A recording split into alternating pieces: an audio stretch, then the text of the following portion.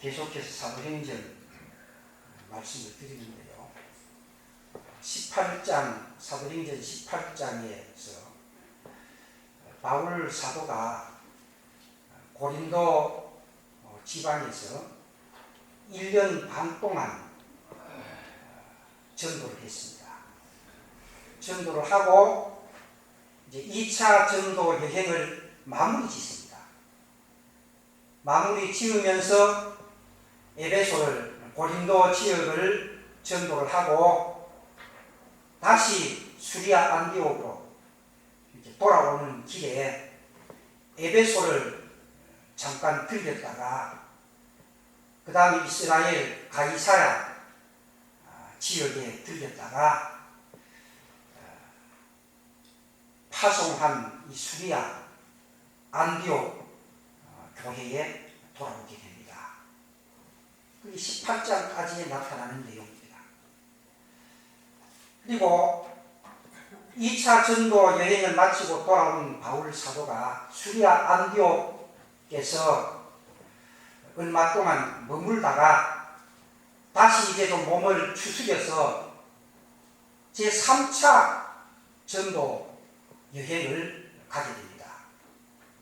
수리아 안디옥 지역에서 출발을 해가지고 어디로 가는가 하면 에베소라고 하는 지역으로 가서 1년 반 동안 복음을 거기에서 전하고 한 2년여 정도, 오늘 이 본문 말씀 가운데 보면 10절에 2해 동안 이같이 하니 한 말이 있습니다. 한 2년여 동안 에베소에서 복음을 전합니다.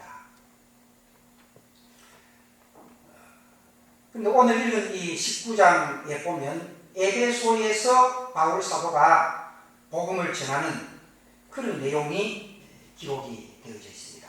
그래서 바울의 에베소 전도라고 하는 그런 제목으로 오늘 사도행전 19장의 말씀을 전체적으로 좀 살펴보면서 은혜 받는 귀한 시간이 되시길 바랍니다. 바울이 제3차 전도 여행을 한 그 기간이 52년에서부터 57년 격입니다.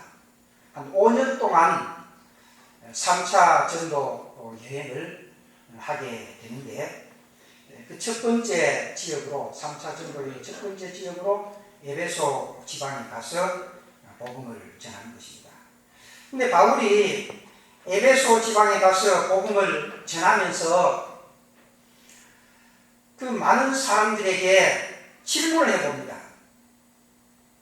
너희들이 2절 말씀 가운데 보면 2절에 이르되 너희가 믿을 때에 성령을 받았느냐?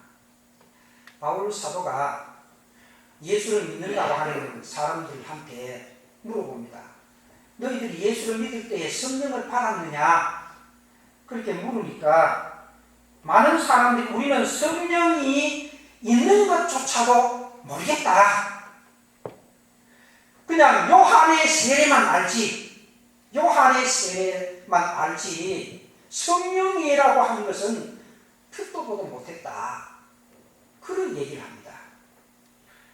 그럴 때 3절 말씀 가운데 보니까 바울이 이르되 그러면 너희가 무슨 세례를 받았느냐 대답하되 요한의 세례이라. 따라서 물세례만 받았다니까. 물세례. 그래서 바울 사도는 많은 사람들에게 세례를 베풀고 또 세례를 베풀 때에 놀라운 성령의 은혜를 받는 그런 역사가 일어났던 것을 볼 수가 있습니다. 그래서 바울은 요한의 세례만 알고 있는 제자들에게 예수를 소개를 합니다. 이미 세례 요한의 세례를 받는 그 세례 속에는 바로 예수님에게 한 말씀이 나타납니다. 5절 말씀에 보면 그들이 듣고 주 예수의 이름으로 세례를 받으니 예수에 대해서 소개를 하고 이제 예수의 이름으로 세례를 바울 사도가 주게 됩니다. 그런데 세례 요한의 그 세례에는 보면 세례 요한은 세례를 베푸면서 이런 말씀을 했습니다. 내 뒤에 오시는 이는, 내 뒤에 오시는 이는 누구죠? 예수님 말합니다. 세례 요한이 세례를 베풀었지만은 그 세례 요한의 베푼 세례 속에는 이미 장차 얼마 후에 6개월 후에 오실 예수 그리스도에 대한 것을 이미 말씀을 해주고 있다는 말이에요. 그래서 세례 요한이 세례를 베풀면서 말씀하시기를 내 뒤에 오시는 이는 나는 급혀 그의 신발끈을 풀기도 감당하지 못하겠노라. 나는 너희에게 물로 세례를 베풀거니와 그는 너희에게 성령으로 세례를 베푸시리라. 다시 말하면 세례 요한은 물로 세례를 베풀었지만 세례 요한보다가도 6개월 뒤에 오시는 예수 그리스도는 성령으로 세례를 베풀 것이다. 그렇게 말씀을 이미 하셨던 것을 우리가 볼 수가 있습니다. 그래서 바울 사도는 에베소에 살고 있는 먼저 예수를 믿은 사람들에게 예수에 대해서 더 확실하고 분명하게 가르쳐 주면서 그들에게 성령으로 세례를 베풀었던 겁니다.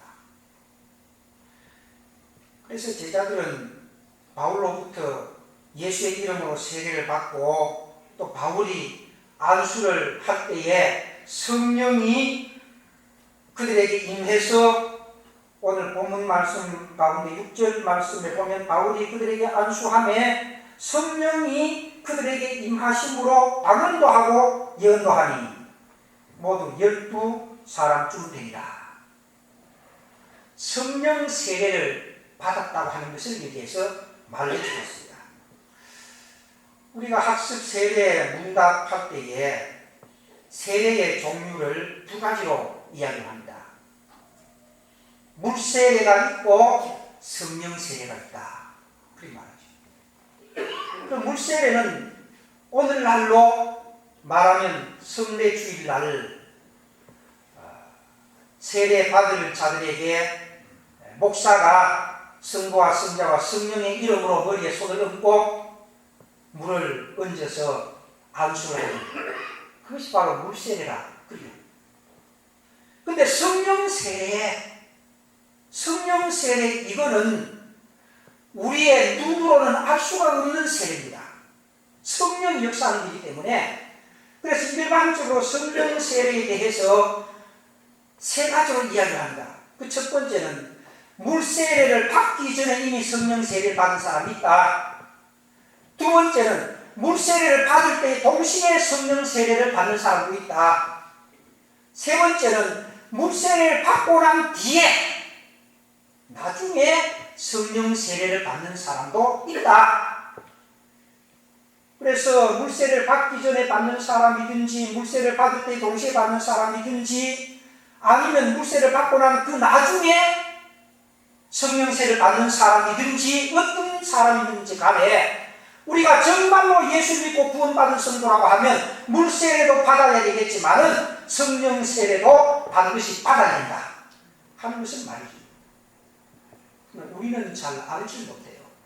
성령 세례를 받았는지 안 받았는지 우리는 잘 구별하지 못합니다. 육신의 물세례는 보는 사람들 앞에서 목사가 안수해서 세례를 주니까 다 눈으로 봤기 때문에 알지만 성령 세례는 성령의 역사로서 되어지는 것이기 때문에 잘 알 수가 없습니다. 그러나 바울 사도가 그들에게 안수를 할 때에 성령이 그들에게 임하심으로 방언도 하고 예언도 했다는 이 말 속에는 그들이 바울 사도가 세례를 베풀 때에 성령 세례도 받았다 하는 것을 여기서 말해준 것입니다. 근데 바울 사도가 에베소에서 많은 사람들에게 세례를 베풀 때에 성령 세례를 받은 그 성령 세례는 오순절 마가다락방에서 임한 성령의 역사와 똑같은 그런 일들입니다. 그리고 고넬료의 가정에 임했던 성령의 놀라운 역사와 동일한 그런 성령의 역사였습니다.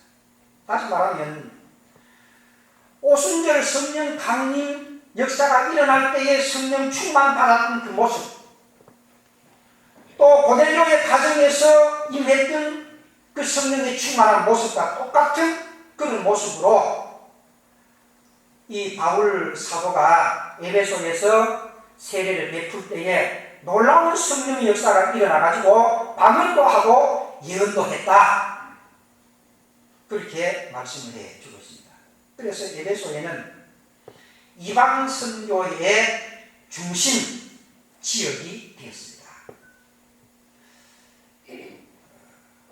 바울은 그 에베소에서 8절 말씀 가운데 보면 해당에 들어가서 석 달 동안 담대히 하나님 나라에 관해서 강론을 하며 권면하되, 석 달 동안 그 에베소 지역에 있는 회당에 들어가서 하나님의 나라에 대해서 말씀을 선포를 했습니다.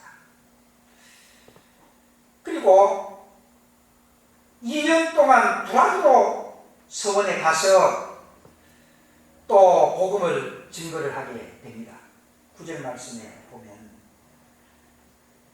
해당에 들어가서 복음을 전하고 그 다음에는 두란노 서원에 가서 한 2년 동안 복음을 전하게 됐는데, 복음을 전할 때 나타나는 그 반응이 두 가지로 나타나는지 봅니다. 9절 그 상반절 말씀 가운데 어떤 사람들은 마음이 굳어 순종하지 않고 우리 앞에서 이 도를 비방하거늘 순종하지 않고, 바울 사도가 복음을 전하는데 순종하지 않고 오히려 비방하는 그런 종류의 사람들도 있었다는 거예요.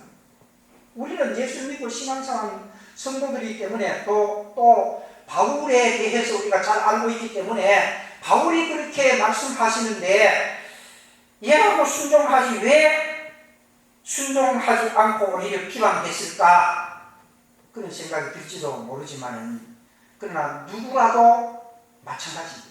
아무리 유명한 사람이 와서 복음을 전한다고 할지라도 100% 다 그 복음을 받아들이면 좋지만은 100% 복음을 받아들이지 않는 경향들이 많이 있다는 것입니다.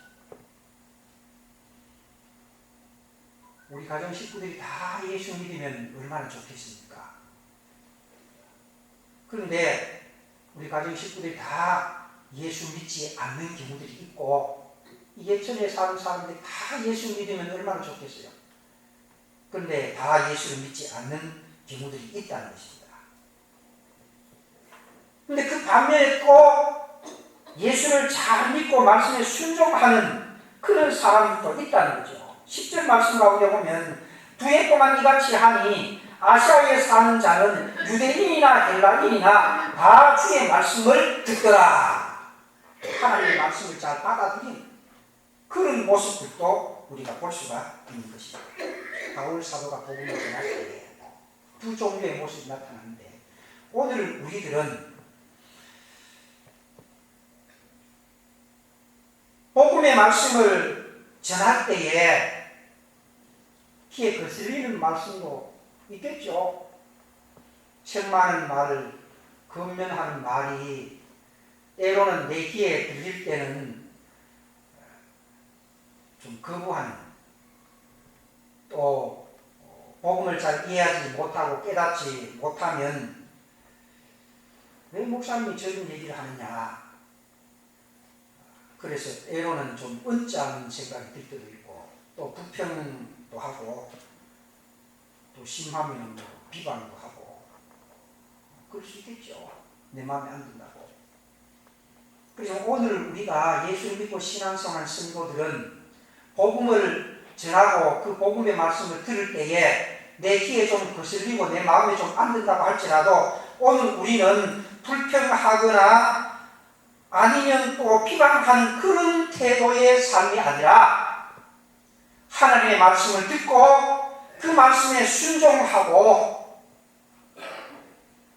그 말씀에 내가 순종하지 못했다고 하면 내 자신의 잘못을 하나님 앞에 회개하는 그런 삶의 모습으로 나가야 우리는 보다 더 성숙한 신앙의 삶을 살아갈 수가 있다는 것입니다.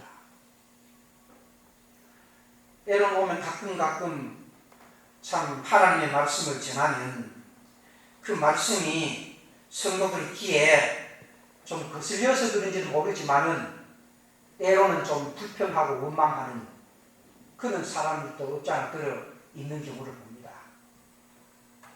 그때 불평하고 원망하는 그런 자세보다는 내가 아직도 부족하구나. 내가 아직도 그 말씀을 잘 이해를 하지 못했어. 그렇구나. 그렇게 생각하고 선포되어지는 하나님의 말씀을 우리가 아멘으로 받고 그 말씀을 내가 깨닫지 못했으면 깨달을 수 있는 힘과 능력을 달라고 하나님 앞에 기도할 수 있는 그런 삶의 자세가 될 때에 우리의 신앙이 더욱더 성숙한 신앙의 사람으로 성장해 나갈 수가 있다는 것입니다. 그게 나타난 내용들입니다만 어떤 사람들은 마음이 굳어 순종하지 않고 우리 앞에서 이 도를 비방하는 사람들이 있었다 그랬습니다. 그럼 이 사람들은 어떤 사람들이었을까? 미루어 볼 때 21절 이하에 나타나는 데메드리오와 같은 그런 사람들입니다.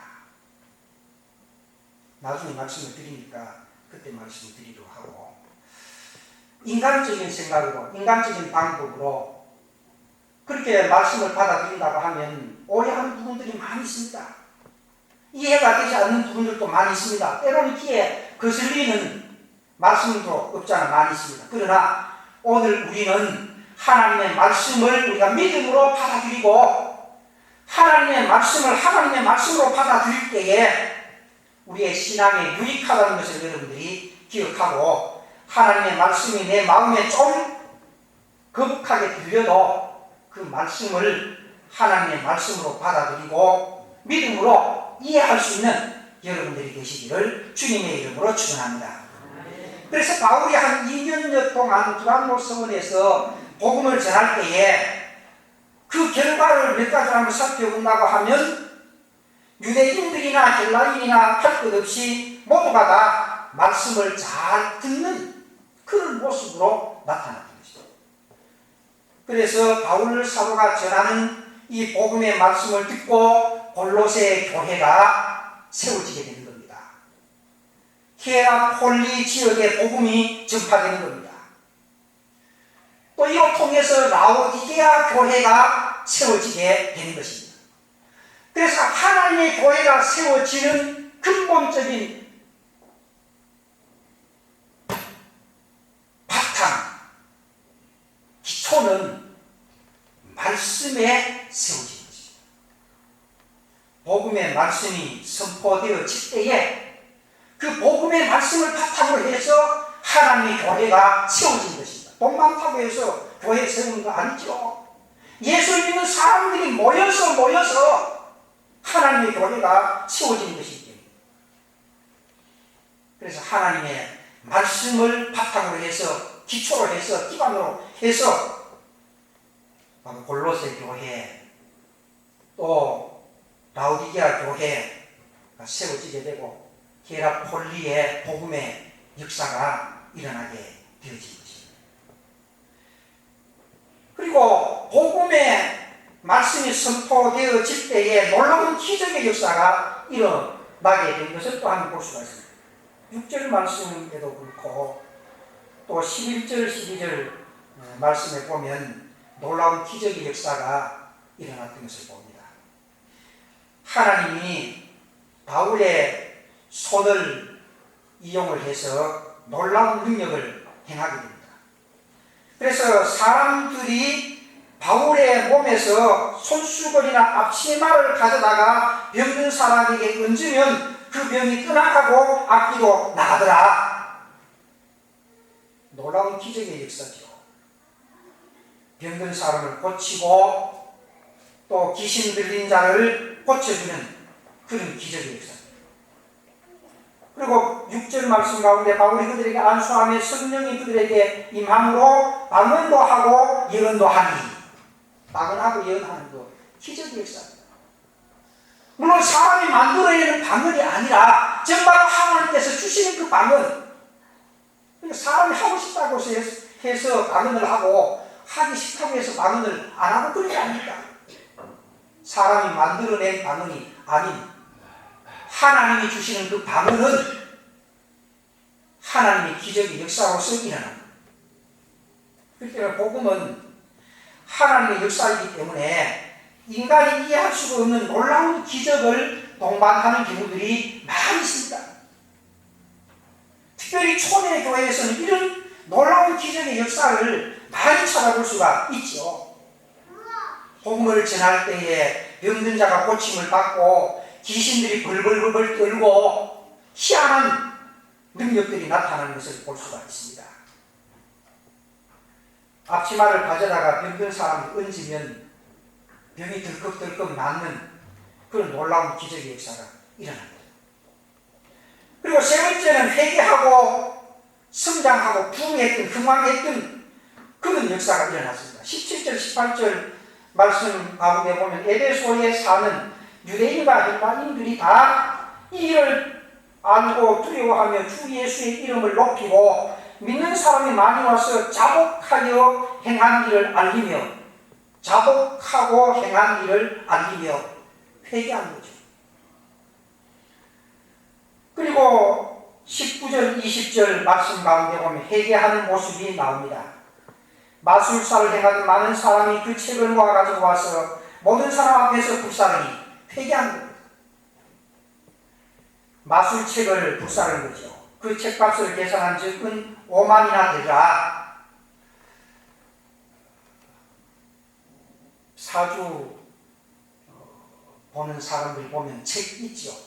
책들, 쉽게 말하면 그런 말씀.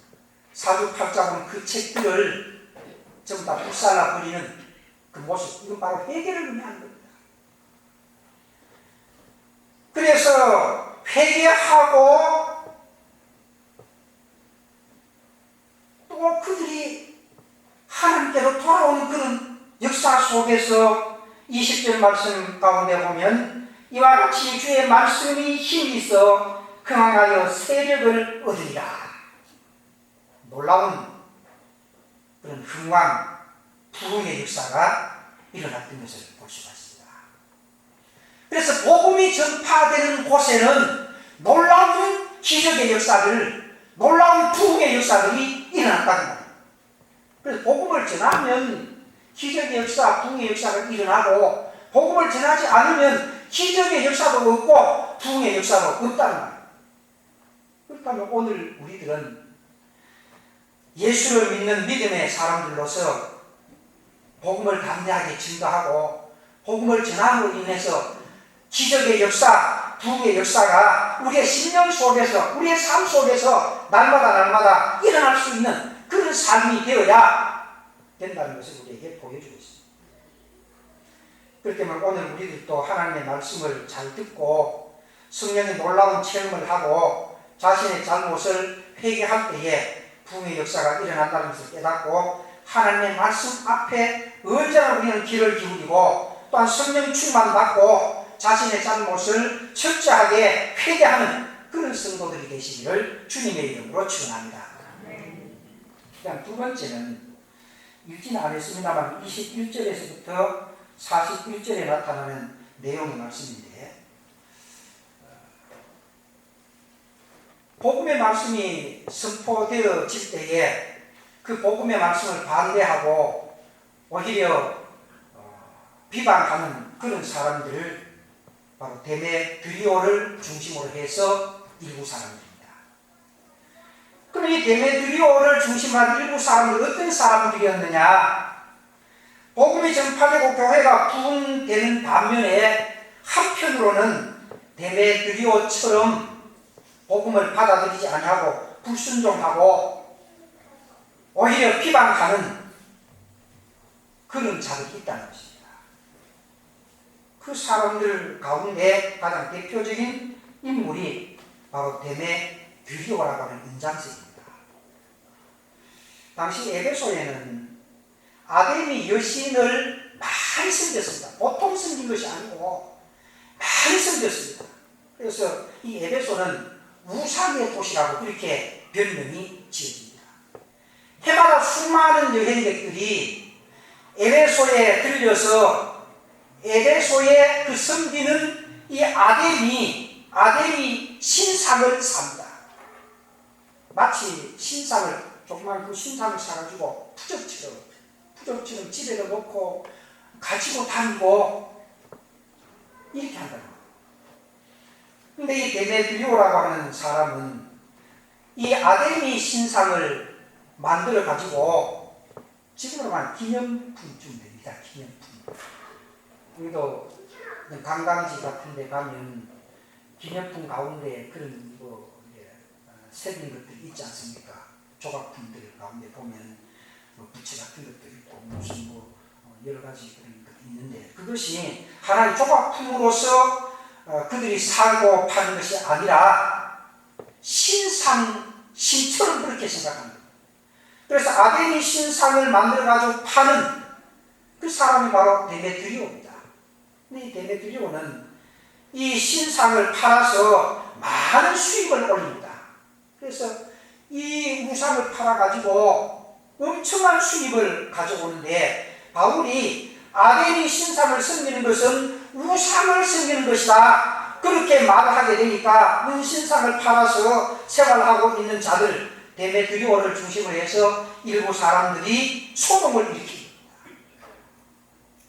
바울이 자꾸만 저렇게 복음을 전하고 이 아데미 신상을 섬기면 우상을 섬기는 것이 된다고 그렇게 말하니까 앞으로 우리가 장사가 안 되겠다, 돈을 못 벌겠다, 그렇게 되면 우리가 곤란해진다, 그것을 생각하면서 26절 말씀 가운데 바울이 에베소뿐만 아니라 거의 전 아시아를 통해서 수많은 사람을 권유하여 말하되 사람의 손으로 만든 것들은 신이 아니다.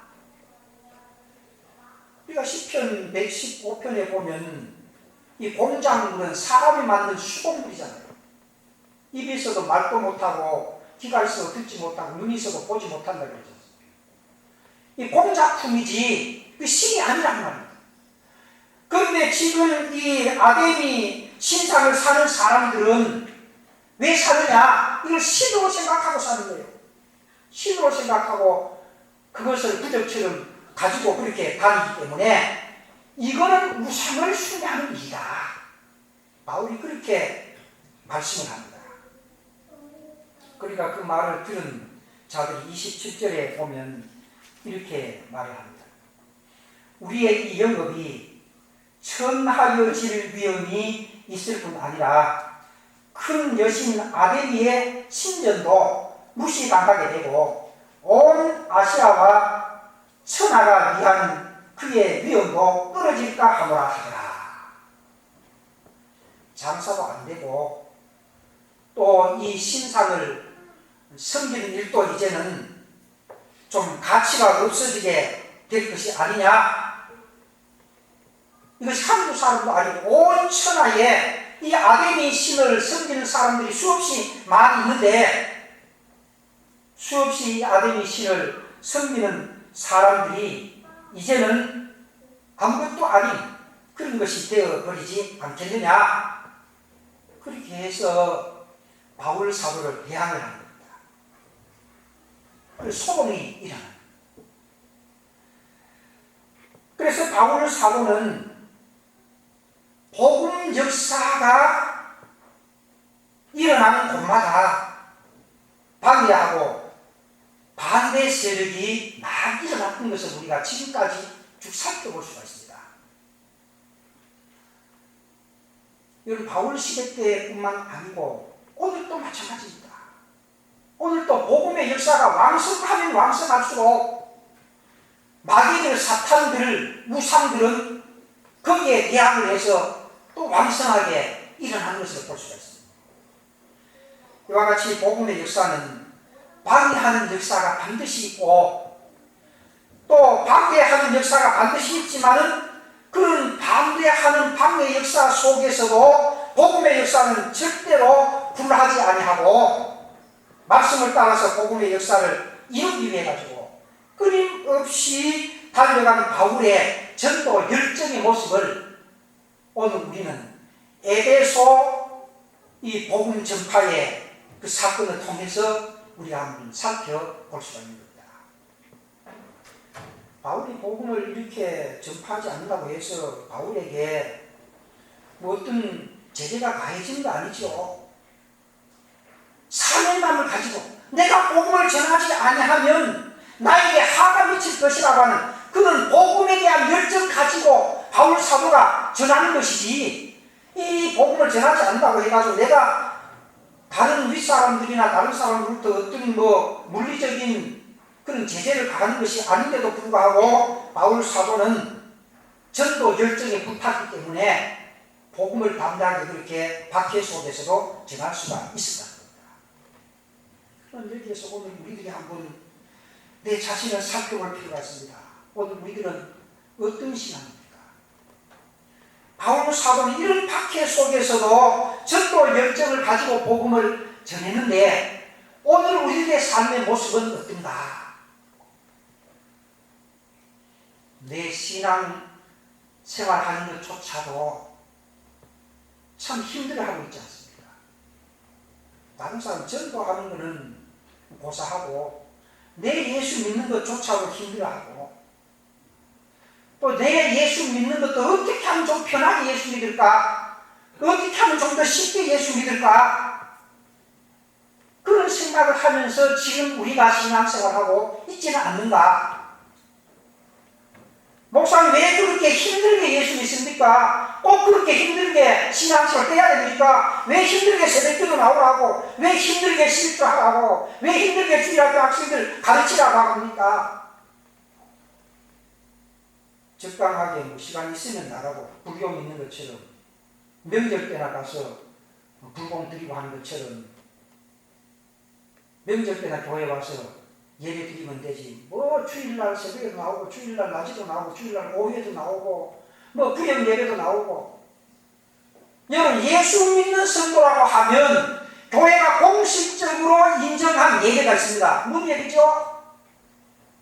새벽 예배, 낮 예배, 오후 예배, 구역 예배, 뭐죠? 수요 예배. 이게 5가지 예배는 우리 교회에서 인정하는 공식적인 예배입니다. 이 공식적인 예배는 예수 믿는 성도들은 좀 귀찮다고 할지라도 다 참여를 해야 됩니다. 근데 교회는 나오는데 구역 예배는 안 드려. 왜 구역 예배 안 드리죠? 물 한 잔, 커피 한 잔 타드리는 것이 힘들어서 그렇습니까? 돈 들어간다고 그랬습니까? 그렇게 우리 교회 성도들이 못 사는 것도 아니라고 생각됩니다. 많이 모여봐야 1년에 한두 분 하고 많이 모여봐야 한 10사람 정도 모이는데 그 커피 한 잔씩 타드리면 되고 한타, 콜라, 뭐 이 PT병에 하나만 사가지고 오면 떡을 치고도 남을 텐데 요새 배고파가지고 밥 못 먹어서 거기 구역예배 참석해서 밥 먹으려고 하는 사람 아무도 없을 건데 하나님 앞에 예배 드리는 것이 중요합니다. 왜 구역의 가정에 예배를 안 드리냐고 하죠. 왜 그렇죠? 좀 편하게 예수 믿으려고, 좀 적당하게 예수 믿으려고. 그렇지 않습니까? 바울 사도는 복음을 전하기 위해서 말할 수 없는 방해, 박해, 핍박, 고난, 무시 당했는데 그래도 복음을 전했는데 오늘 우리는 너무 안일한 태도가 아니냐, 너무 편하게 예수 믿으려고 하는 것이 아니냐. 우리 스스로 한번 살펴보고 지금 시대에 내가 예수 믿기가 힘들고 어렵다고 할지라도 초대교회 때 비하면 아무것도 아니다. 초대교회 성도는 예수 믿다가 심지어 순교까지 했는데 오늘 우리가 예수 믿는 것은 정말 누워서 떡 먹기다. 그렇지 않습니까? 누워서 떡 먹기 아닙니까?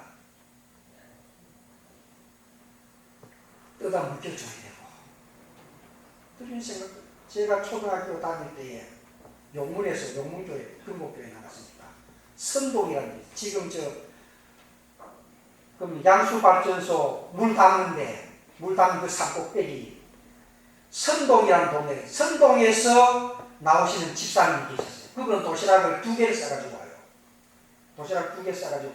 버스가 있습니까? 뭐가 있어요? 아무것도 없어요. 그냥 걸어서 와요. 도시락 2개 싸가지고 와가지고 점심 먹고 오후 예배 어디 있습니까? 꼭 저녁 예배 드렸죠. 그때는 저녁 도시락 2개 싸가지고 하나는 점심 먹고 하나는 저녁 먹고 저녁 예배 마치고 그 밤길에 올라가는 거예요. 올라가다 보니까 나쁜 짐승도 나타나죠. 그러니까 성령의 체험, 신앙의 체험도 일어나는 거예요.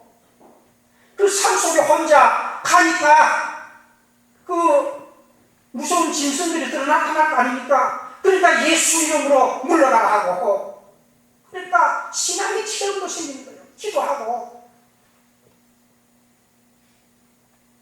도시락 2개 싸가지고 교회 와서 예배 드리고 가는데 조사님 집에 가만히 앉아서 차가 오라 가라고. 교회 차 왜 안 오냐고. 교회 차 안 오기 때문에 교회 못 온다고. 물론 이해는 합니다. 3층까지 올라오는데 다리가 얼마나 아픕니까? 연세 많은 분들 빨리 엘리베이터를 놨으면 되는데 엘리베이터를 나오면 좋은데 놔서 좋은 거 모르는 사람 아무도 없지요. 형편이 그렇지 못하니까 못하고 있는 것 뿐이죠. 기도하시기 바랍니다. 그렇지만 이 3층 올라오는 것이 힘들고 어렵다고 해가지고 신앙을 포기하고 예수 예배 드리는 것을 포기할 수는 없잖아요.